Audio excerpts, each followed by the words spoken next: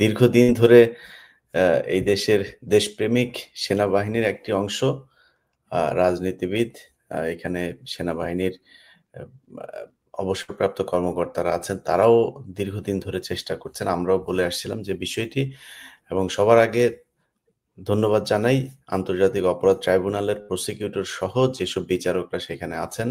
সেই সাথে সরকারকেও ধন্যবাদ জানাইতে চাই যে সেনাবাহিনীর ১৫ জনকে পিছমোড়া দিয়ে তারপরে এই ইয়াতে নিয়ে যাওয়ার জন্য আজকে ট্রাইব্যুনালে হাজির করানোর জন্য। আপনারা জানেন যে তাদেরকে ট্রাইব্যুনালে শুনানির পর আম গারদে পাঠানো হয়েছিল। সেখান থেকে তাদের আ আ বিশেষ জেল যেটা ওয়াকারের পালিত স্বরাষ্ট্র উপদেষ্টা জাহাঙ্গীর, সে হঠাৎ করে খুব তাড়াহুড়া করে আপনারা দেখেছেন যে বিশেষ জেল, সাব জেল সেটা গঠন করেছে। সেই সাথে আমরা এই অনুষ্ঠানে আসার আগে আমাদের ব্যারিস্টার ফখরুল ভাই বলছিলেন যে নতুন একটি গাড়ি দেখেছেন আজকে। যে গাড়িতে করে তাদেরকে আনা হয়েছে। তো শীতাতপ নিয়ন্ত্রিত এই গাড়িতে করে আনা হলো। আমরা আজকে প্রাপ্তি যেমন আছে, এই প্রাপ্তির পাশাপাশি ওয়াকারের শয়তানি যে এখনো বন্ধ হয় নাই সেই বিষয়গুলো নিয়েও কথা বলব। আ আমরা ব্রিগেডিয়ার হাসান নাসির আপনাকে দিয়ে শুরু করি। কেমন দেখলেন আপনাদের সেনাবাহিনীর ১৫ জনকে এটা বাংলাদেশের ইতিহাসে ১ম এই ধরনের ঘটনা ঘটলো। প্রত্যাশা, প্রাপ্তি, ভালো লাগা, আরো চাওয়া কি বাকি আছে? ধন্যবাদ ইলিয়াস ভাই এবং আমার সাথে সহ-আলোচকবৃন্দ এবং দর্শকবৃন্দ যারা দেখছেন। এটা নিঃসন্দেহে বাংলাদেশের ইতিহাসে একটা বিরল ঘটনা। দুঃখজনক, লজ্জাজনক ঘটনা এবং আমাদের সশস্ত্র বাহিনীর জন্যে দায় মুক্তি বা কলঙ্ক মুক্তির একটা প্রচেষ্টার দিন হিসেবে আমরা মনে করছি। যে ঘটনাটা ঘটেছে এটা নিয়ে অনেক ধরনের অপপ্রচারের অবসান ঘটেছে আজকে। যে সেনা সদস্যদেরকে বিচার সামরিক বাহিনীর কোর্টে কেন হবে না, কেন এটা আইসিটিতে আসবে, এ নিয়ে তর্ক-বিতর্ক এবং তাদেরকে সেনা হেফাজতে রেখে বিচার করা হবে। বিভিন্ন রকম তর্ক-বিতর্কর পরে যেটা হলো, আমি মনে করি এটা একটা বিশেষ আ আ ব্যবস্থায় সিদ্ধান্তটা হয়েছে যেটা ক্ষণস্থায়ী হওয়া উচিত, যেটা স্থায়ী হওয়া উচিত না। আ এরা যদি কোনো রাষ্ট্রীয় কাজে অপরাধী হতো, যে দায়িত্ব পালনে, রাষ্ট্রীয় দায়িত্ব পালনে এই ধরনের কোনো যেরকম আমি উদাহরণ হিসেবে বলতে পারি এনএসআই এর অতীতে এনএসআই ডিজি, ডিজিএফআই ডাইরেক্টর তাদেরকে রাষ্ট্রীয় দায়িত্ব পালনের বিভিন্ন ঘটনায় অপরাধী করে বিচার করা হয়। তাদেরকে নরমালি কয়েদি হিসেবে ট্রিট করে জেলে আদালতে আনা নেওয়া করা হয় এবং জেলখানাতেও স্বাভাবিকভাবে তাদেরকে রাখা হয় কোন রকম ক্লাস ছাড়া। এই পরিপ্রেক্ষিতে যে অপরাধে এই ১৫ জন অফিসারকে দায়ী করা হয়েছে, মানবতার বিরুদ্ধে অপরাধ। সুতরাং এবং এটা সামরিক আইনের কোন ধারায় বিচারের কোন সুযোগ নাই। এই অপরাধটা তারা করেছে র‍্যাবে এবং ডিজিএফআই বা এনএসআই বা সেনাবাহিনীর বাইরে দায়িত্ব পালনকালে এবং মানবতার বিরুদ্ধে অপরাধ। এবং এটার মামলা ফাইল হয়েছে ইন্টারন্যাশনাল ক্রাইমস ট্রাইব্যুনাল কোর্ট, যেটা অবশ্যই বাংলাদেশের যেকোনো জেলা বা মানে কোর্ট বা সশস্ত্র বাহিনীর কোর্টের উপরে অবস্থান করে। সেই আদালতের দায়েরকৃত ওয়ারেন্টের আসামিদেরকে হাজির করতে সেনা কর্তৃপক্ষ আমি মনে করি একেবারে শেষ দিনে শেষ সময়ে এনে হাজির করেছে, যেটা উচিত ছিল না। সে আন্তর্জাতিক ক্রাইমস ট্রাইব্যুনাল অ্যাক্টের যে পরিবর্তন নিয়েও যে প্রশ্ন করা হচ্ছে সেটাও আমি অবান্তর মনে করছি। অতীতেও এই আইনের বিভিন্ন ব্যত্যয় ঘটানো হয়েছে, বিভিন্ন সময় পরিবর্তন করা হয়েছে। আইসিটির অ্যাক্টে যেটা হয়েছে, যেটা বলা যায় বিচারের নামে অবিচার, সে ধরনের কিছু হবে না বলেই এই আইনকে মানে সঠিকভাবে আন্তর্জাতিক মান যাতে হয় সেই জন্য একজন ইন্টারন্যাশনাল কনসালটেন্ট লয়ারকে রীতিমতন আইসিটিতে রেখে তার অ্যাডভাইসে কাজটা করা হচ্ছে, যেটা আইসিটির আইনটাকে যেন সুষ্ঠুভাবে প্রয়োগ হয়। সেই পরিপ্রেক্ষিতে দায়েরকৃত ওয়ারেন্ট আমি মনে করি এটা সঠিক হয়েছে এবং তাদেরকে অন্যান্য যেকোনো ক্রিমিনালের মতন হাজির করলে সেটা স্বাভাবিক ছিল। এসি বাসে যেটা অলরেডি আলাপ হয়েছে, এটা স্বাভাবিক কোনো বিষয় নয়। এই বিশেষ ধরনের বাংলাদেশে একটাই বাস আমাদের নজরে আসছে। আর যেন এরকম বাস আমরা না দেখি, বা অন্যান্য সকল আসামিদের মতনই যেন তাদেরকে ট্রিট করা হয়। এবং ক্যান্টনমেন্টে যেটা সাবজেল করে রাখা হয়েছে, আমি জানি না আরো যে বিচার কার্যক্রম চলছে সেখানে যদি নতুন কোনো আসামি হয়, সবাইকে ক্যান্টনমেন্টে এই সাবজেলে এই সীমিত এই বিল্ডিং এর কয়েকটা রুমে রাখা সম্ভব কিনা, তখন তাদের বিষয়ে কি সিদ্ধান্ত নেওয়া হবে, এই বিষয়গুলো আমি মনে করি আর বাংলাদেশের একটা স্ট্যান্ডার্ড রুলের আওতায় থাকা উচিত সবকিছু, এবং সবার জন্য যে আইন সমান, বিচার সমান, সেটাই প্রমাণ করা উচিত। কারণ আমরা জেলখানায় ইতিমধ্যে বিচারাধীন আসামি হিসেবে প্রধান বিচারপতিকে পেয়েছি, এবং প্রধান নির্বাচন কমিশনার আছেন, মন্ত্রীরা আছেন, এমপিরা আছেন, আইজিপিরা আছেন, সেক্রেটারিজ আছেন। তাদেরকেও যেভাবে বিচার প্রতিদিন আদালতে হাজির করা হয়, একইভাবে আমি মনে করি হাজির করা উচিত অন্য যে কোনো নাগরিকের মতো। আমি মনে করি যে যেটা শুরু হয়েছে এটা গ্রহণযোগ্য, তবে মোটেও সুষ্ঠু না, সঠিক না। তবে কোন অবস্থাতেই সেনাবাহিনীর কোনো সুযোগ ছিল না এদেরকে এই ট্রাইব্যুনালে হাজির না করার। আমি মনে করি যে সমস্ত প্ররোচনা ছিল, প্রভোকেশন ছিল, এগুলাকে ওভারকাম করে সেনাবাহিনী প্রধান সঠিক সিদ্ধান্ত নিয়েছেন, এবং সেটা আরো দ্রুত হস্তান্তর করলে আরো বেশি ভালো হতো। ধন্যবাদ। জি, ব্যারিস্টার ফখরুল ইসলাম স্যার, আপনার আইনের কোনো ব্যত্যয় বলবো না, মানে পার্সিয়ালিটি দেখছেন কিনা আইন প্রয়োগের ক্ষেত্রে? তবে আজকে আমাদের আগের আলোচনার ধারাবাহিকতায় কথাটা বলি যে আমাদের ধারণা ছিল যে আদালতের চৌকাট পেরিয়ে তারা আসামি হবে, সেটা যে আজকে করেছে সেজন্য একদিক থেকে ভীষণ খুশি যে সেনাবাহিনী সার্বভৌমত্বের প্রতি, তার মধ্যে তাদের যে কিছু সংখ্যক এই রকমের অপরাধী তারা যে আজকে আদালতের চৌকাট পেরিয়ে আসামি হয়েছে, সেটা একটা ভালো দিক। পুরো সেনাবাহিনীকে তো আর দোষ দেওয়া যাবে না, কারণ সেনাবাহিনীর অনেক ভালো ভালো অফিসার হয়তো এখনো আছেন, নিশ্চয়ই আছে।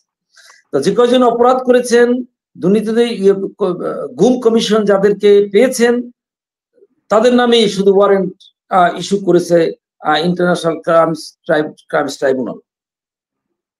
তো আজকে তাদেরকে যে স্পেশাল ট্রিটমেন্ট দেওয়া হয়েছে তাতে আমি একটু ব্যথিত হয়েছি, কারণ তারা যে সাবজেল থেকে এসেছে, আমার মনে হয় তারা সাবজেলেই চলে গিয়েছে। এখন কোশ্চেন হলো দুটো, আদালত বলেছে জেলে প্রেরণ করা হোক, এখন জেল কোড অনুসারে হলো জেলারের মানে জেল সুপার, জেলার জেল কর্তৃপক্ষের দায়িত্ব তাদেরকে কোথায় রাখবেন, দ্যাট ইজ একটা কথা সত্য। কিন্তু অন্যান্য আসামিদেরকে যেহেতু কোনো সাবজেলে রাখার ব্যবস্থা নাই, তাহলে এক্ষেত্রে তাদেরকে আবার ওই ক্যান্টনমেন্টের মধ্যে যে সাবজেল, তারা আসামি হওয়ার আগেই যে সাবজেল গঠিত হয়েছে একটা প্রজ্ঞাপনের মাধ্যমে, সেইখানেই তাদেরকে নিয়ে গিয়েছে।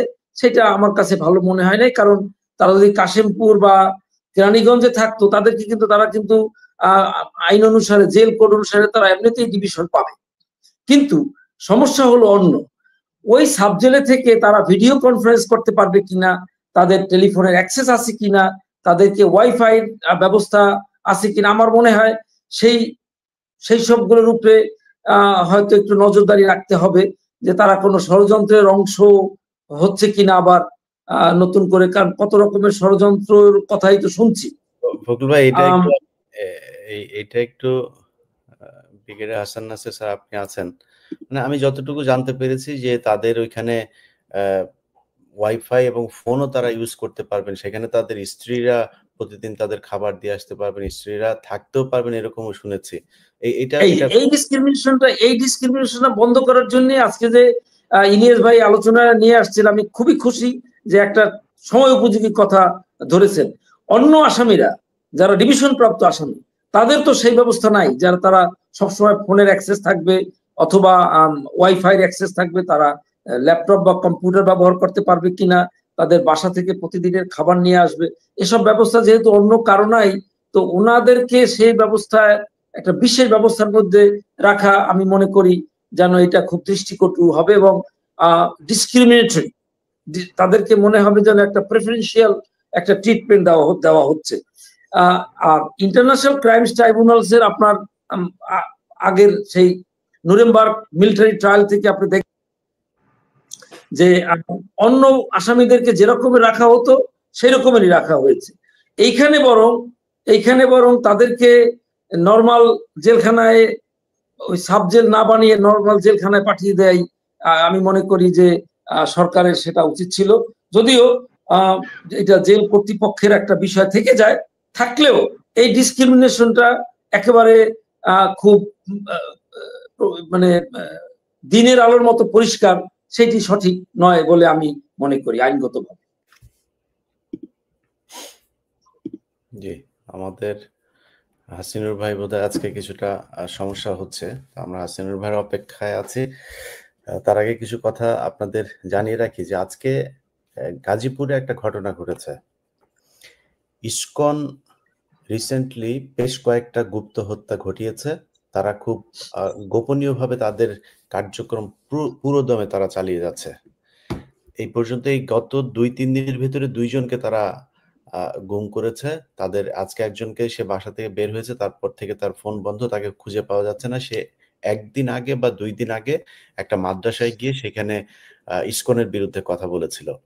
আজকে একজন ইসকনের বিরুদ্ধে এক জায়গায় কথা বলেছে, সেইখানে সেই প্রতিষ্ঠানে গিয়ে জিজ্ঞেস করা হয়েছে উনি কোথায় থাকেন, উনি কে, এইভাবে তার বিচার মানে খোঁজ জানতে চাওয়া হয়েছে। তো সরকারকে বলবো, ইসকন আমরা সেই 2018-19 সালে এই বিষয়গুলো বলেছিলাম, কিন্তু সরকার কিংবা বাংলাদেশের মানুষও বোধহয় এটা নিয়ে খুব বেশি সিরিয়াস না। আমাকে যদি কেউ জিজ্ঞেস করে যে ভাই আপনি দেশে গেলে আপনার জন্য কি থ্রেট মনে করেন কিনা, আমি বলেছি যে আমি দেশে গেলে আমার জন্য একমাত্র সবার আগে যদি থ্রেট কাউকে মনে করি সেটা হচ্ছে ইসকন। এদের কতটুকু ক্ষমতা, কতটুকু এদের প্রভাব দেশের ভেতরে, এটা হয়তো আমরা খালি চোখে দেখা অসম্ভব। আমরা যাদেরকে গুমের কথা বলি, এরকম এই গুমের সাথে অনেক আলেমের গুমের সাথে ইসকন জড়িত, সেটা হয়তো আমরা জানিও না।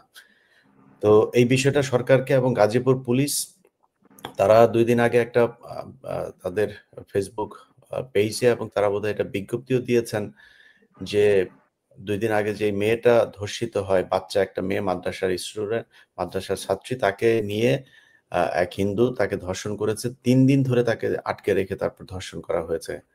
সেই মেয়েটাকে ধরার পরে এলাকার মানুষজন যখন কিনা এটা নিয়ে প্রতিবাদ করলো, তখন পুলিশের পক্ষ থেকে বিবৃতি দেওয়া হলো যে এটা কোনো সাম্প্রদায়িক বিষয় না। এটা সাম্প্রদায়িক কি না বা কি, এটা আপনি এখনো তদন্ত করতে পারেন নাই, তো আপনার এত আগ বাড়ায় তারপরে গাজীপুর পুলিশকে কেন বিবৃতি দিতে হলো? এটা সাম্প্রদায়িক এবং হিন্দুরা এটা খুব সুকৌশলে, খুব কি বলবো, পরিকল্পিতভাবে মুসলমান মেয়েদেরকে তারা তাদের নাম গোপন রেখে তারপরে তাদের সাথে সম্পর্ক করছে, শারীরিক সম্পর্ক করছে, তাদের সাথে তাদের গর্ভে বাচ্চা দিচ্ছে, তারপর তারা পালিয়ে যাচ্ছে।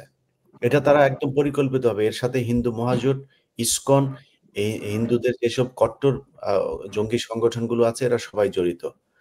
তো সেটাকে তিনি হঠাৎ করে বলে ফেললেন যে এটা কোনো সাম্প্রদায়িক, এটা অবশ্যই সাম্প্রদায়িক এবং এটার বিচার এই দেশে করতে হবে।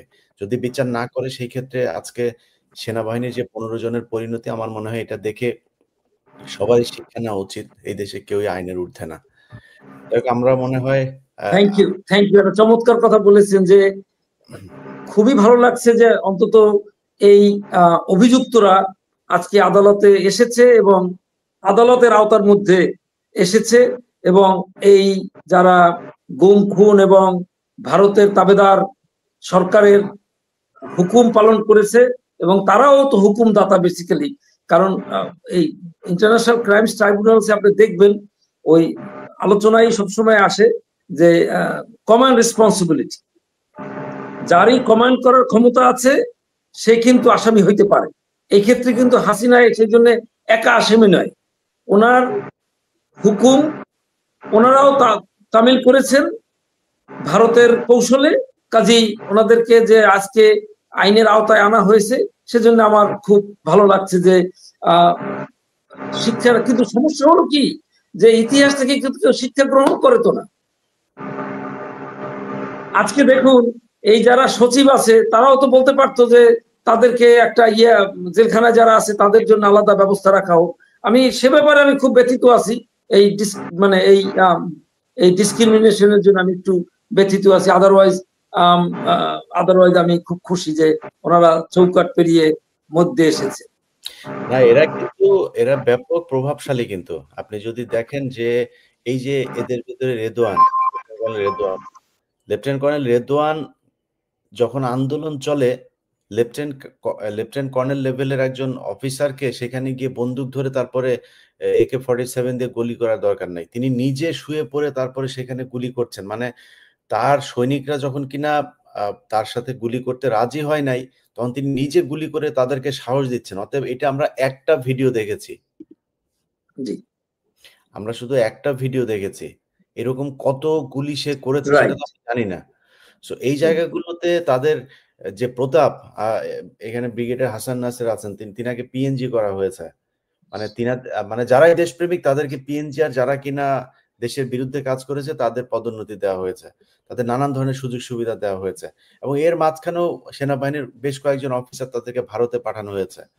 তো এই জিনিসগুলো আমরা দেখছি। তো সো তারা গুম খুনের সাথে জড়িত। এখানে প্রীতি দেখানোরও কিছু নাই, এখানে সম্মান দেখানোরও কিছু নাই।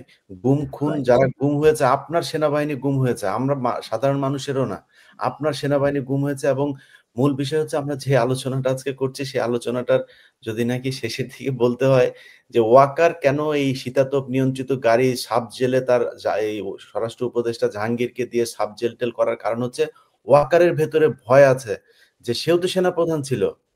যদি পুলিশ প্রধান তার পুলিশের অপকর্মের জন্য জেলে থাকতে পারে, তাহলে সেনা ওয়াকার কেন থাকবে না? 2 দিন পরে ওয়াকারও থাকতে পারে, কিন্তু এটা মাথায় রাখতে হবে এখনো। সো ওয়াকারের সেই ভয় আছে, যেই কারণে সে যতটা পারে তার কোলের মধ্যে রাখার চেষ্টা করছেন। এসব কোলে টোলে রেখে লাভ হবে না। আমরা তাজুল ভাইকে ধন্যবাদ জানাই, এবং তাজুল ভাই নিরাপত্তা বাড়ানো হোক। এবং ডক্টর ইউনূসকে বলবো, ইউনূস সাহেব শয়তানি বহুত করেছেন, আপনার উপদেষ্টারা দুর্নীতি লুটপাট অনেক করেছে, কিন্তু এই বিচারগুলো আপনাকে করতে হবে। আর স্বরাষ্ট্র জি ইলিশ ভাই, এখানে একটা বিষয় লক্ষণীয়, আমরা একটা দেখছি যে আমাদের অবসরপ্রাপ্ত অফিসারদের একটা অংশকে বলা যায় যে কর্তৃপক্ষ কিনে নিয়েছে তাদের পক্ষে মতবাদ প্রচারের জন্য। লয়ারকে যেমন ফি দিলে আসামি যত বড় অপরাধী হোক তার পক্ষেই আদালতে কথা বলে, এরকম লয়ারও কথা বলছে একই রকম, যে এদেরকে সেনা আইনে বিচার করা হোক। প্রেসিডেন্ট জিয়া হত্যার মামলা সামরিক আইনে হয়েছে, কিন্তু লয়ার উনি নিজেও জানে যে ওটা একটা মিউটিনির বিচার হয়েছে, প্রেসিডেন্ট হত্যার বিচার হয় না। তো মিউটিনির বিচার সেনা আইনের 31 ধারায় হয়, অথচ এখানে বলা হচ্ছে যে মানবতার বিরুদ্ধে অপরাধ, এটা সেনা আইনের 27 ধারায় বিচারযোগ্য। ওয়ারাস 27 ধারায় বলা আছে যে ইনঅ্যাক্টিভ সার্ভিস যদি অপরাধ হয়, তখন অ্যাক্টিভ সার্ভিসের ডেফিনেশনও বলা আছে, অপারেশন চলাকালীন যদি কোনো অপরাধ ঘটে। এই ধরনের আইনকে মানে রং ইন্টারপ্রিটেশন করা হচ্ছে। আবার আরেক দল যাদেরকে বিভিন্ন রকম সুবিধা দিয়ে বক্তব্য কিনে নিচ্ছে এবং টেলিভিশনে প্রচার করতেছে যে সেনাবাহিনীর অফিসারদেরকে আলাদা জেলে অতীতেও রাখার ইতিহাস রয়েছে। কি ইতিহাস? কি প্রেসিডেন্ট এরশাদকে রাখা হয়েছে সাব জেলে, প্রধানমন্ত্রী প্রাক্তন প্রধানমন্ত্রী বেগম জিয়া এবং শেখ হাসিনাকে রাখা হয়েছে। দেশের মানে প্রেসিডেন্ট এবং প্রধানমন্ত্রীর স্ট্যাটাস আর মানবতার বিরুদ্ধে অপরাধী দায়ী যারা এবং চার্জশিট হয়েছে, ওয়ারেন্ট ইস্যু হয়েছে, এমন অপরাধী কি একই কাতারে পড়ে, একই লেভেলের? মানে আমরা কি কম্পেয়ার করে আমরা বোধ শক্তি জ্ঞান সব হারিয়ে ফেলেছি, যে তাদেরকে আমরা বলছি যে অতীতেও এরকম ভুরি ভুরি নাকি উদাহরণ আছে। 3টা উদাহরণ আছে, তারা হচ্ছে সরকার প্রধান এবং রাষ্ট্রপ্রধান। আর আমরা এখানে বিচার, এখন আমরা আজকে যাদের নিয়ে আলাপ করছি তারা হচ্ছে মানবতার বিরুদ্ধে অপরাধী সেনা সদস্য। হইতে পারে তার মধ্যে কিছু সিনিয়র অফিসার ইনভলভ আছে, কিন্তু জেলখানায় যে রিপোর্ট করার পরে তারপরে জেল কর্তৃপক্ষ ক্লাস ডিভিশন ডিক্লেয়ার করে, তাহলে আগের থেকে ডিভিশন পায় কি করে, সেটা আমার প্রশ্ন। তার মানে এখানে সমস্ত অনেকগুলো আইনের ব্যত্যয় ঘটাচ্ছে স্বরাষ্ট্র মন্ত্রণালয়। এগুলোকে মনে রাখতে হবে যে আইন সবার জন্য সমান কথাটা সঠিক না। Everybody is equal in the eye of law, but some people are more equal, যেটাই প্রমাণ করতেছে আজকে স্বরাষ্ট্রমন্ত্রী। এই জিনিসটা বুঝতে হবে, এবং এটা একটা খারাপ উদাহরণ সৃষ্টি করছে। অপরাধ যদি হয়ে থাকে, যে ধরনের অপরাধ হয়েছে, এবং আনফরচুনেটলি যে 2টা গুমের মামলার আসামি তার মধ্যে একজন হচ্ছে সেনাবাহিনীর প্রাক্তন অফিসার। 3টা মনে হয়, 3টা মামলা, বাট এর মধ্যে একজন তো ব্রিগেডিয়ার আজমি। তাহলে সেনাবাহিনী অফিসারের তারা অপরাধ করছে? Thank you. তার কি অবস্থায় তারা রাখছিল? তার ক্লাস ব্রিগেডিয়ার আজমির ক্লাস কোথায় ছিল যখন তাকে গুম করা হয়েছে? হাসিনের ক্লাস কোথায় ছিল? তার ডিভিশন প্রয়োজন ছিল না? ব্যারিস্টার আরমান না, যারা গুমের ভিকটিম, হুম্মাম কাদের চৌধুরী আমার কত ঘনিষ্ঠ আপনারা জানেন। ব্যারিস্টার আরমান আমার কলিগ এবং আমার সঙ্গে খুব সম্পর্ক ভালো। ব্রিগেডিয়ার আজমি আমার সঙ্গে চমৎকার। এই তিনজনের কথাই যদি আপনি শুধু ধরেন, ফখরুল, আমি ব্যক্তিগত সম্পর্কের কথা বলছি না। না না না, সেটা বলছি না। মানে আমি যাদেরকে চিনি না, যাদেরকে চিনি তাদের অ্যাগনিটার কথা বলছি, তারা কি রকমের ফিল করেছে সেটা কথা বলছি। নাগরিক হয় তার অ্যাগনিও তো আপনার অ্যাগনি হইতে হবে। এক্স্যাক্টলি, আমি সেটাই বলছি যে এর বাইরেও আজকে ফেসবুকে দেখলাম একটা বাচ্চা মেয়ে কান্নাকাটি করছে যে তাহলে এই 5ই আগস্ট আমার বাবাকে তো ফেরত দিতে পারে নাই। মানে আমার খুব খুব খারাপ লাগছে, কারণ আমার বড় সন্তান ও কন্যা সন্তান। তো সে বলছে যে তাহলে 5ই আগস্টের পরে তার ধারণা ছিল যে তার বাবা ফেরত আসবে, তার বাবা তো আসে না, এর অর্থ যে তার বাবা হয়তো দুনিয়ায় নাই। এই কথা বলে খুব কান্নাকাটি করেছে দেখলাম ফেসবুকে আজকে। খুব খুব খুব ব্যথিত হয়েছি স্বাভাবিকভাবেই। আমার অবস্থা তো সেরকম হইতে পারতো, প্রায় সেরকমের অবস্থায় গিয়েছিলাম। হাউভার, তো কাজেই যারা মানবতা বিরোধী অপরাধে অভিযুক্ত তাদেরকে স্পেশাল ট্রিটমেন্ট দেওয়াটা ঠিক হয়নি। আমি যদিও সার্বভৌমত্বের প্রতীক সেনাবাহিনীকে অ্যাজ এ হোল দোষ দেওয়ার কোনো বিষয় নাই, এর মধ্যে যারা দুষ্কৃতিকারী এদের যেন, আমার একটা সন্দেহ হচ্ছে কি যে আমরা এই বিচার দেখতে পারবো কিনা কমপ্লিটলি, না অন্য কোনো ভাবে আবার বাধাগ্রস্ত হবে। ইলিয়াস ভাই সেটার ব্যাপারে একটু আলোচনা করতে পারেন যে আর কিভাবে বাধাগ্রস্ত হইতে পারে, সেইটার আইনগত বিষয় আমাকে জিজ্ঞাসা করতে পারেন যদি মনে করেন। যেমন আপনি বলেছেন যে আর্মি অ্যাক্টে 27 ধারায় এইটা একজন ওই মেজর সাহেব বলেছেন, তার এই ইন্টারপ্রিটেশন কোনোভাবেই সঠিক নয়। কারণ মানবতা বিরোধী অপরাধের জন্য এই ট্রাইব্যুনাল গঠিত হয়েছে এবং সবচেয়ে ভালো ব্যাপার 73 সালের পরে এই আইনটা তো 73 সালে 20শে জুলাই পার্লামেন্ট পাশ করেছে। তো এর পরে মানবতা বিরোধী অপরাধ যারা করেছে তাদের বিচার আমরা সম্পূর্ণ হয়েছে এটা দেখতে চাই। এইটি হলো সহজ কথা, আমরা যাতে এখান থেকে সবাই শিক্ষা গ্রহণ করে যে কোনো বাহিনীতে আপনি যতই পাওয়ারফুল হন না কেন, যাতে এরকমের একটা অপকর্ম করার দুঃসাহস কেউ বাঁচতে পারে না। ভারতের বুদ্ধিতে হোক, শেখ হাসিনার বুদ্ধিতে হোক, যার বুদ্ধিতে যাতে সে না করে। আর্মি অ্যাক্টের মধ্যে কিন্তু আপনারা আর্মি অফিসাররা জানবেন যে আপনার ইলিগাল অর্ডার মানতে কিন্তু আপনি বাধ্য না। কর্নেল হাসিন আপনারা অনেক। এবং আমি এই প্রসঙ্গে একটু বলি, আমি জেলখানায় থাকার সময় মেজর আরিফ আমার পাশের রুমেই ছিল। তাকে কত রকমের ভাবে ব্যবহার করেছে এই র্যাব, তার বর্ণনা মাঝে মাঝে সে দিয়েছে, আমি শুনে শিহরে উঠতাম। জি, ওই 7 খুনের আসামি, আপনারা জানবেন, নাম জানবেন, মেজর আরিফ। আপনার আজকের যেই সারাদিনের ঘটনা পরিক্রমা কি মনে হচ্ছে, কেমন লাগছে এই বিচার? শেষ পর্যন্ত ফখরুল ভাই যেটা সন্দেহ প্রকাশ করেছেন, আশঙ্কা প্রকাশ করেছেন যে শেষ পর্যন্ত বিচারটাও করা যাবে কিনা, কারণ তাদের আমরা যতটুকু জানতে পেরেছি যে সাব জেলের যে সুযোগ সুবিধা রাখা হয়েছে সেখানে এই তাদের স্ত্রীদেরকেও সেখানে থাকতে দেওয়া হবে। স্ত্রীদের থাকতে দেওয়া মানে গার্লফ্রেন্ডরাও থাকতে পারে, ফোন রাখতে দেওয়া হবে, ওয়াইফাই থাকবে, স্মার্টফোন ইউজ করতে পারবে, এই বিষয়গুলো সেখানে থাকবে এরকম শুনতে পেরেছি। এটা কতটুকু সত্য? বিসমিল্লাহির রহিম। ভাই আমি সকালবেলায় ছিলাম সে আইসিডিতে, তা আমি খুব খুশি। আমারে দাদুল ভাই বলল সব ঠিকঠাক, কোনো অসুবিধা নাই। আমি ধন্যবাদ দেওয়ার পরে জানতে পারলাম কারাগারে যাচ্ছে। তা আমি কিউরিওসিটি জিজ্ঞেস করলাম, ভাই কোন কারাগারে যাচ্ছে আসলে? কাশিমপুর না ওইটা? তো ভাই সাব ছিলাম, এটা কেন হইলো? তখন বলতেছে, ভাই আমার কিছু করার নাই, আদালত রায় দিয়েছে কারাগারে যাবে। অর্থাৎ আদালতের রায়ের পরে এটা ওইখানে মানে আপনাকে আইজিপি প্রিজন তার দায়িত্ব পড়ে তাকে গাইড করে কোন কারাগারে নিবে। এখন এটা যত সহজ আমি বললাম এত সহজে না।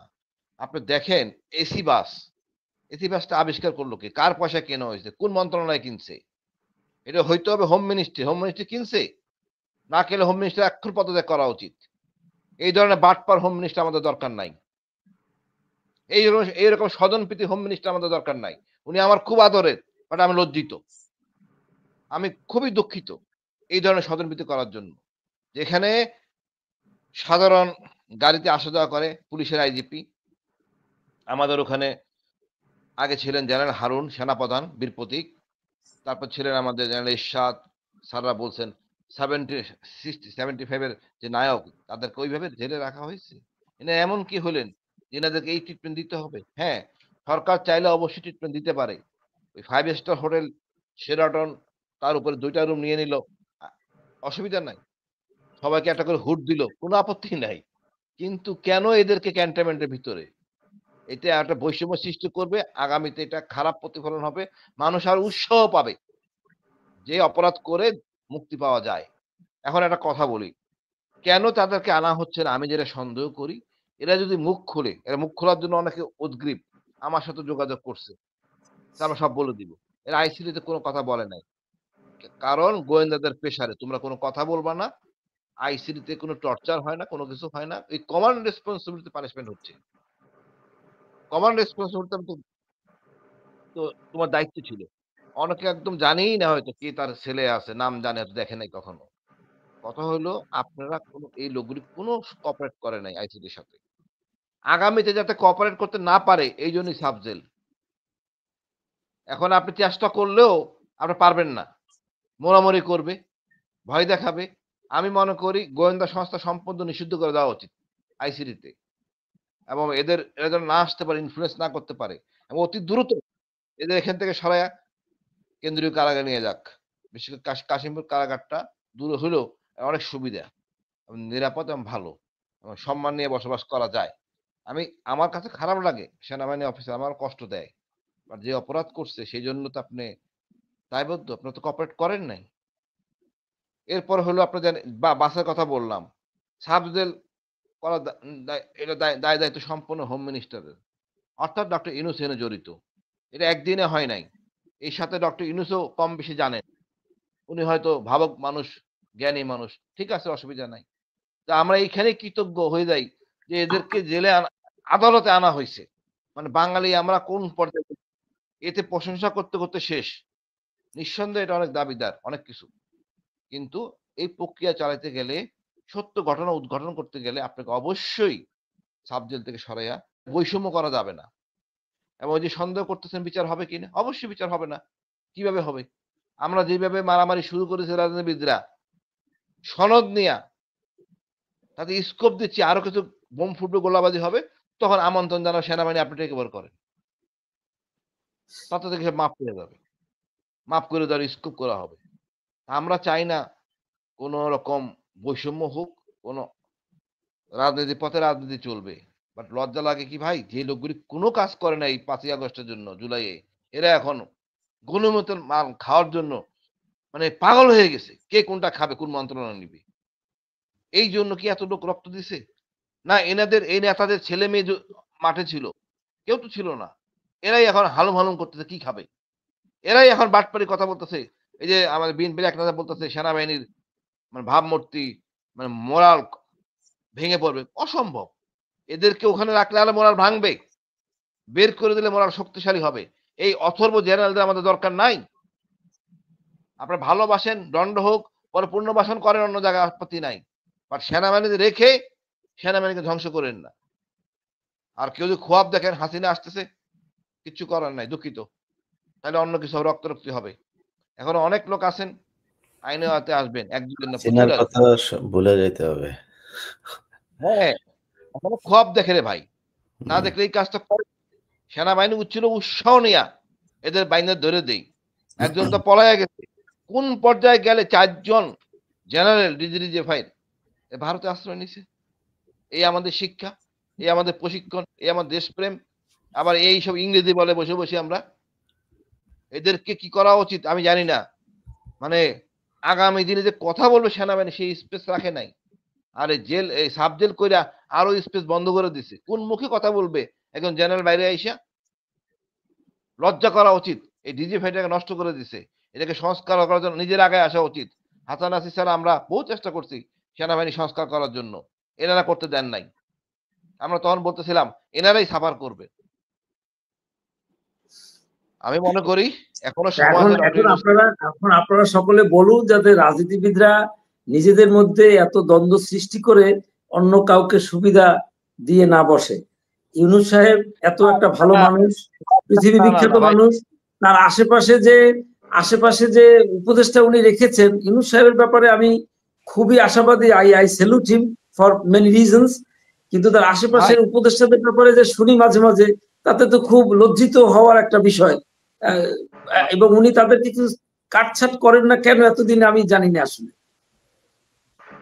না, ওনার অনেক দুর্বলতা আছে। ওনাদের উপদেষ্টা করিয়েছে, এনাদের কি জানি না।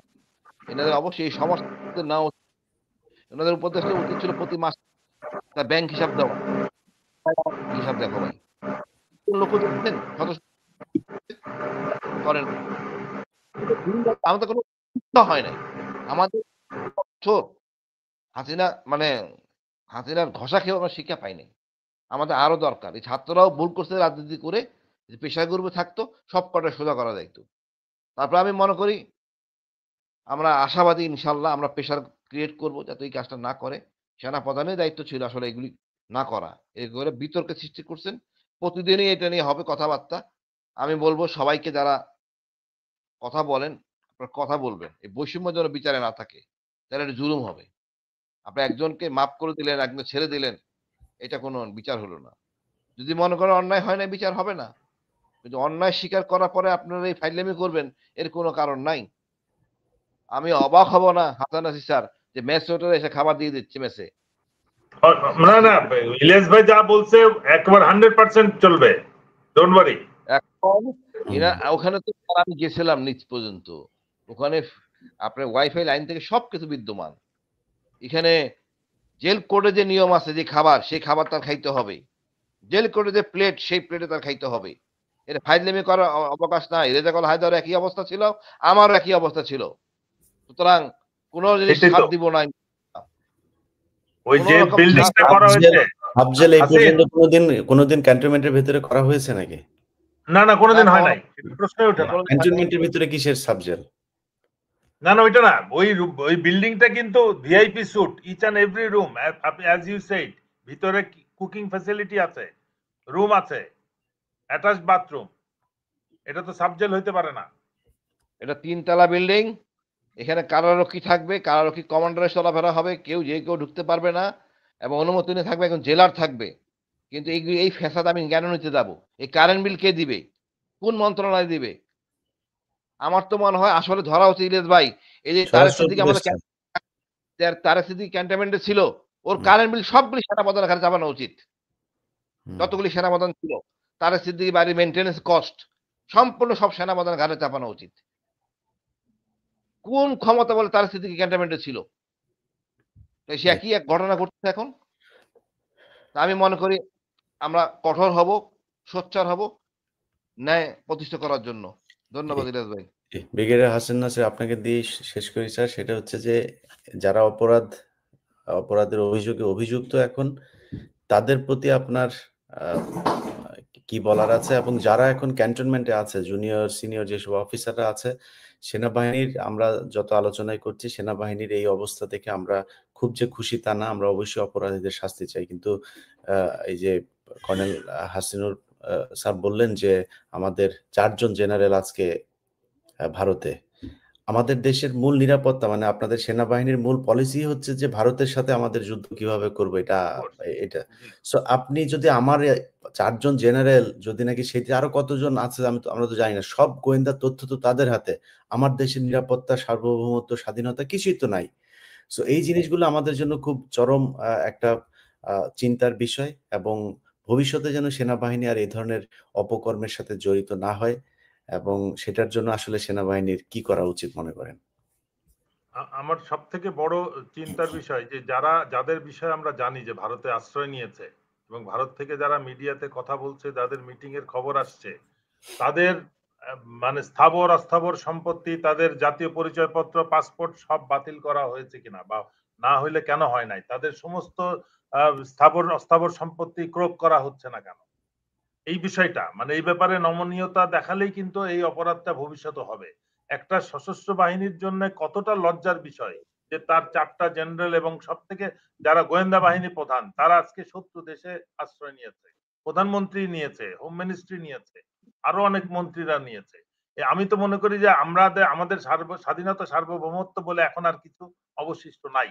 তো এটাকে পুনরুদ্ধার করতে হলে ওদেরকে যেভাবেই হোক ধরে আনতে হবে বা তাদেরকে বিচারের আওতায় নিতে হবে, দ্রুত সিদ্ধান্ত দিতে হবে। যেহেতু তারা অ্যাবসেন্ট, আমি মনে করি আইসিটি আরো দ্রুত কেন ডেট দেয় না মামলার? বেশি তদন্তের প্রয়োজন নাই তো? যা এভিডেন্স মিডিয়াতে আছে, it is good enough to সাক্ষীটা কি সব আছে, সমস্যা কোথায়? জি, তাহলে তার তো সময় নেওয়ার প্রয়োজন নাই। সাক্ষী দিয়ে প্রমাণ দিবে, তাহলেই অন্যদের জন্য এটা শিক্ষণীয় বিষয় হবে। একটা প্রচার স্যার হচ্ছে প্রমাণ মিডিয়াতে। স্যার হ্যাঁ, প্রমাণ বলো।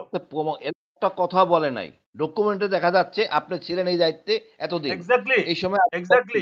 এটা এখানে তো কোনো আমার কথা হলো কে কে জড়িত, কারা খাবার দিছে, কারা ডিউটি এক্স্যাক্টলি করছে, আমি তো চাই কে আমার মারছে, কে আমার গায়ে হাত তুলছে, আমি জানতে চাই হু ইজ দ্যাট অফিসার, কে আমার অ্যারেস্ট করছে, আই ওয়ান্ট টু নো। এটা ফাইজলামি করার কিছু নাই তো এখানে। এরা রীতিমতন ফাজলামি করছে। আজকে টক শোতে বলতেছি স্যার, যদি তারা ন্যায় বিচার না করে, মব তো বাইরে হয়েছে, ক্যান্টনমেন্টের ভিতরে মব হবে, আর আই উইল ডু ইট।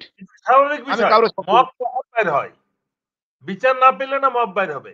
আমরা এখন মানে উদ্ধত ডিজিএফআই হাসিন, তোমার মনে আছে যে অনার বোর্ডের নাম, অনার বোর্ড সিস্টেম নাই দেখে তারা জানে না যে ডিজিএফআই ডাইরেক্টর কারা ছিল।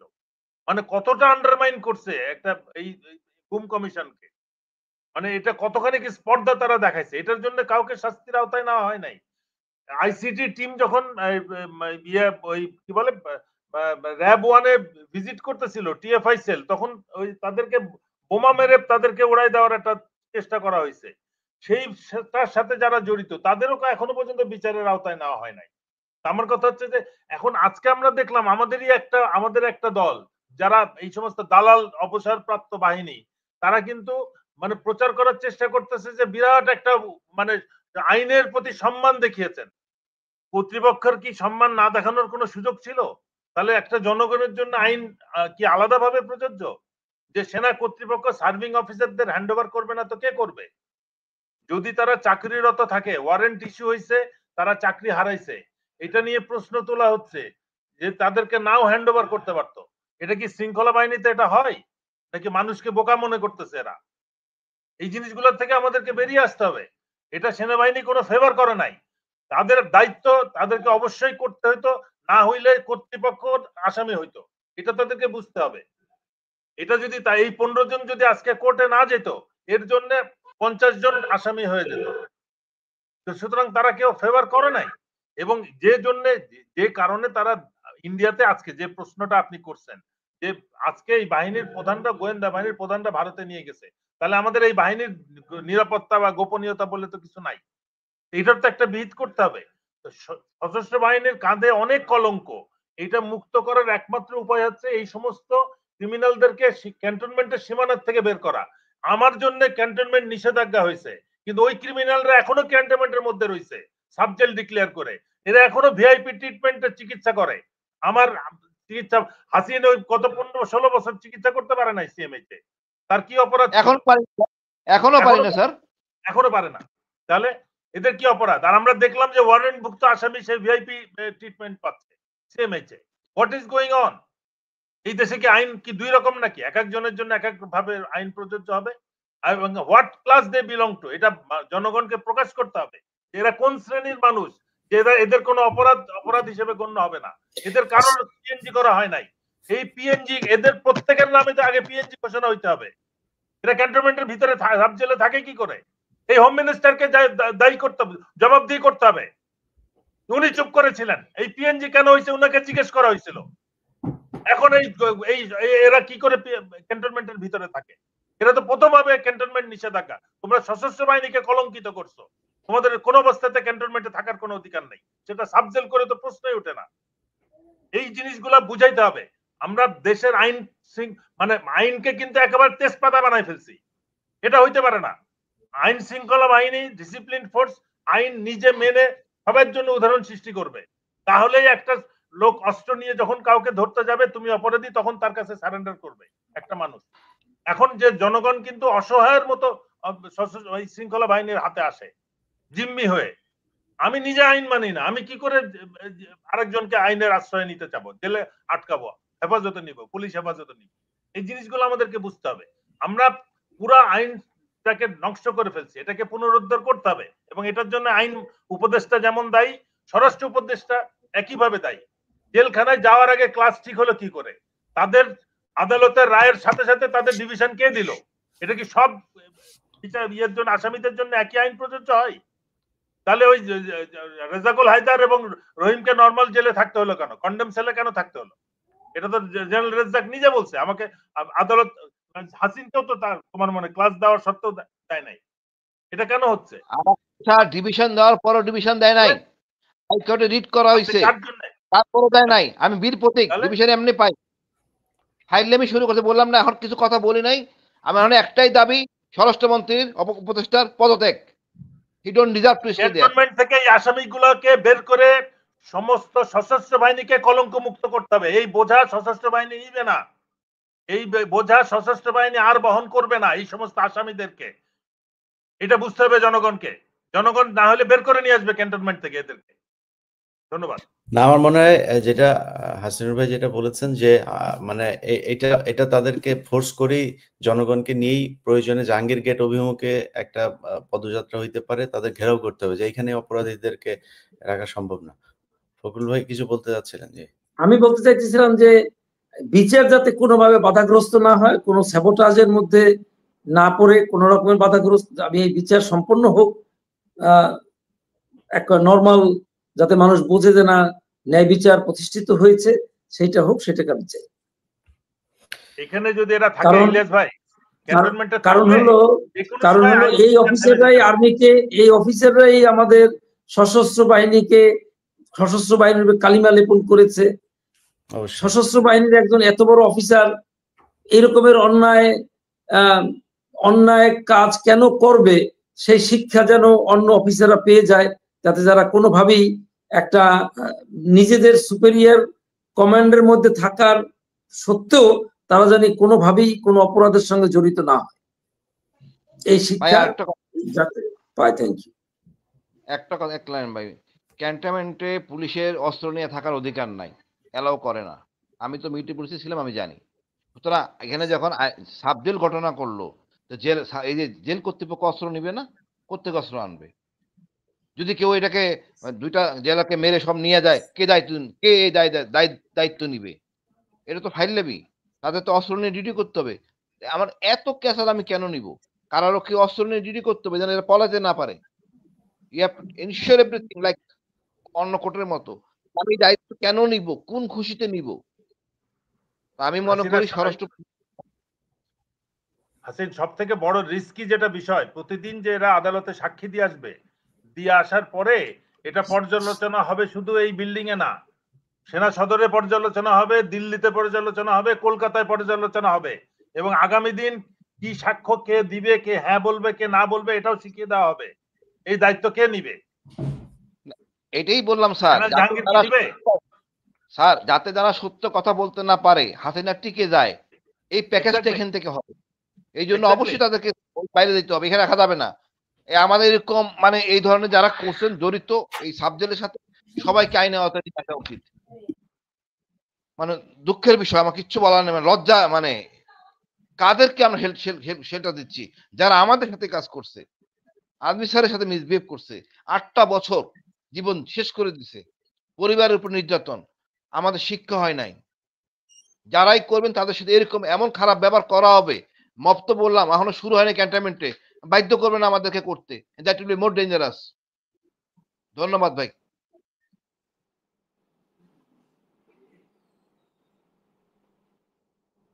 জি, আমরাও ঠিক একই দাবি করতে চাই, এবং আজকের আলোচনার ভিতরে একজনের ব্যাপারে আমাদের সবচাইতে বেশি ফোকাস দেওয়া দরকার। বাংলাদেশের মানুষের কাছে, জুলাই বিপ্লবী যারা আছেন তাদের সবার কাছে অনুরোধ, স্বরাষ্ট্র উপদেষ্টা তাকে যেখানে পাবেন সেখানে তাকে প্রতিহত করবেন। এই বদমাইশ হচ্ছে গিয়ে সব নাটের গুরু, তাকে দিয়েই ওয়াকার সব অপকর্মগুলো করাচ্ছে। সো তার পদত্যাগ করা খুব জরুরি। এর পদত্যাগ করতে না পারলে আপনি দেখেন তাদেরকে আজকে তাদেরকে ট্রাইব্যুনালে ডাকা হয়েছিল, তাদের সেনা হেফাজতে নেয়ার পরপরই স্বরাষ্ট্র উপদেষ্টা কত তড়িঘড়ি করে তারপরে প্রজ্ঞাপন জারি করে সেখানে সাবজেল ঘোষণা করে দিল একটা। সো সবকিছু প্রি প্ল্যান্ড। এই স্বরাষ্ট্র উপদেষ্টাকে দিয়ে কোনো কিছু হবে না। আমি পুলিশের বিভিন্ন লোকজনের সাথে কথা বলে আজকে কর্ণফুলী থানার ওসিকে সেখান থেকে প্রত্যাহার করা হয়েছে। আমি মানে এই আল্লাহর কসম করে বললাম এবং আমার সজ্ঞানে আমি যত তার ব্যাপারে সে মনে হয় সারা রাত ঘুমায় না। এই হোয়াটসঅ্যাপে আওয়ামী লীগের কোন গ্রুপে হাসিনা কথা বলে, ওই এলাকার হোয়াটসঅ্যাপের গ্রুপগুলোতে কি বলে, ইসকন কি বলে, সারা রাত সে আমাকে টেক্সট করতো যে ভাই এই যে এখানে হচ্ছে, এবং তার এই তথ্যের ভিত্তিতে আপনার সে আমি জানি না সে এগুলো কোত্থেকে পেত। সে আমাকে ২ দিন আগে জানাই দিত যে আগামীকাল পরশুদিন ঢাকায় এই জায়গায় মিছিল হবে। আমি ডিবিকে ফরওয়ার্ড করতাম। আমি পুলিশকে ওই সংশ্লিষ্ট থানার ওসিকে ফরওয়ার্ড করতাম, জোনের ডিসিকে ফরওয়ার্ড করতাম। সেই প্রেক্ষিতে তাদেরকে ধরা হতো। সে অফিসারটাকে হুট করে আজকে কি এলাকায় কোন এক পত্রিকায় তার বিরুদ্ধে নিউজ হয়েছে সেটার কারণে তাকে সরিয়ে দেওয়া হয়েছে। যাত্রাবাড়ি থানাতে ৫ তারিখের পরপর যে ওসি ছিলেন সেই ওসিকে তারা সেখান থেকে সরিয়ে ১১২টা মামলা করেছেন তিনি। আওয়ামী লীগের এমন কেউ নাই সেই মামলার উপরে বেস করে এখন অনেক কিছু করা হচ্ছে, অনেককে সেই মামলায় দেওয়া হচ্ছে, অনেককে বাদ দেওয়া হচ্ছে। কিন্তু এত পরিশ্রমী, এত আওয়ামী বিরোধী একজন অফিসার, তাদেরকে এই স্বরাষ্ট্র উপদেষ্টা থাকতে দিচ্ছে না, এই খোদা বক্স সে থাকতে দিচ্ছে না, এরা এগুলো করে যাচ্ছে। তো আমার মনে হয় এই বিচারগুলো পেতে হলে এবং তাদেরকে যথাযোগ্য শাস্তি দিতে হলে স্বরাষ্ট্র উপদেষ্টাকে এখান থেকে পদত্যাগ করতে হবে, সরাইতে হবে। কারণ ওয়াকারের এই চালাকে রেখে তারপরে এই ধরনের বিচার কোনোভাবেই সম্ভব না। যাই হোক, আমরা তারপরও আশা করি যে যেটা মাঝখানে বলছিলাম যে হাসিনার ফেরার সম্ভাবনা, হাসিনা এই দেশে ফিরলে এই দেশে কোনো মানে ওই প্রতিবাদের বিষয় না, এদেশে গৃহযুদ্ধ বাঁধবে, যুদ্ধ করে মানুষের জীবন নিয়ে তারপরে এই দেশে যদি কেউ প্রতিষ্ঠিত করতে হয় সেটা করতে হবে, কোনো নিয়ম শৃঙ্খলার মধ্যে থাকা হবে না। সো সেই দিন শেষ। এই দেশের নাম খালি একটা মিছিল করে দেখ কি অবস্থা হয়। আর হাসিনা আসা তো ভো পরে, আমরা চাই আসুক, সে আয়, আসলে তারপরে বুঝবে কেমন লাগে মজাটা। সেই দিন শেষ এবং ওয়াকার আপনার ১.৫ বছর কিন্তু শেষ। আপনি এমনিতেই তো পলিটিক্যাল একটা গভর্নমেন্ট আসলে সেনাপ্রধান চেঞ্জ হবে। যদি সব মিলায়েও যদি হয়, শেষ হয়, তাহলেও কিন্তু আপনি ২০২৭ শেষ। সো ২৭ শেষ যদি হন, তারপরে আপনারে বাঁচাবে কে? আপনার আজিজ রে কেউ বাঁচাইতে আসছে? আপনার শফিরে কেউ বাঁচাইতে আসে এখন? হারুন জেলে ছিল, কেউ বাঁচাইতে গেছেন আপনারা? সো আপনারাও কেউ বাঁচাইতে আসবে না। যা করার খুব হিসাব করে করেন। এসব শয়তানি বন্ধ কইরা যদি আসলেই চান যে কিছু একটা করতে, যে বলেন দিস এই অফিসার গুলো আমাদের ছিল, অপরাধী ছিল, আমরা তাদেরকে করলাম। ওরা যেহেতু সেনাবাহিনীর, তা আপনাদের দেশবাসীর কাছে আমরা ক্ষমা চাই। আমাদেরকে এতটুকু শাস্তি দেওয়া হোক, এতটুকু আমাদের প্রতি সহনশীলতা দেখানো হোক। বাট অপরাধ করেছেন, কি করেছেন এসব বলে আসতে হবে। আপনি কিছুই বলবেন না, কিছুই জানেন না, কিছুই বুঝেন না, এইটা বলে লাভ নাই। কারণ আমাদের সব সাক্ষী আছে, প্রমাণ আছে। এখান থেকে বের হওয়ার কোনো সুযোগ নাই। এটার বিচার এই দেশে হবে এবং আমরা প্রেশার গ্রুপ হিসাবে যাদের মাঠে থাকা উচিত আমরা তো আছি। সেনাবাহিনীর ভেতরেও বিশাল একটা অংশ এখন চায় এটার বিচার হোক এবং সেনাবাহিনীর যারা ভেতরে আছেন, আমি মনে করি আপনাদের এই কলঙ্ক ধুয়ে মুছে পরিষ্কার হবার জন্য, এদের বিচারের জন্য যা প্রেশার তৈরি করা আপনাদের ভেতর থেকেও তৈরি করা উচিত। যাই হোক, যারা আইসিটির সাথে আছেন, তাজুল ভাই সহ বিচারক সবাইকে আবারও ধন্যবাদ জানাই। দেশবাসীকেও